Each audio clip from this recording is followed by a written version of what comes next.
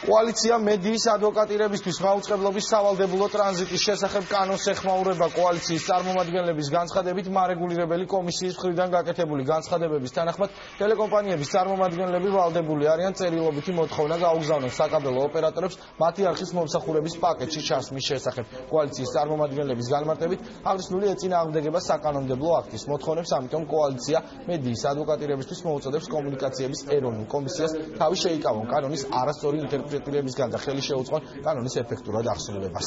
აუცილებელია აღნიშნული კანონის აღსრულება ეფექტიანად გაფსაულებულ ტრანზიტის შესახებ კანონის მიღება არქეოლოგიური კომისიის პოზიცია საკითხებთან დაკავშირებით. კომუნიკაციების ეროვნულმა კომისიამ დაარღვია მასკერის შესახებ მიღებული კანონი, ვინაიდან მან დადგენილ ვადაში და ასევე არასრულად დადგენილ ვადაში არ გამოაქვეყნა ინფორმაცია იმ საკაბელო ოპერატორებისა და ტელეკომპანიების შესახებ, რომელთა მიმართ მასკერის დებულებები ვრცელდება. გარდა ამისა, კომისია ახდენს მიღებული კანონის არასწორ ინტერპრეტაციას, ვინაიდან საკაბელო ოპერატორებს განუმარტავს, რომ მათ ტელეკომპანიების თავისი მომსახურების პაკეტში ჩართვის ვალდებულება წარმოეშვათ მხოლოდ მას შემდეგ, რაც მიიღებენ წერილობით შეტყობინებას.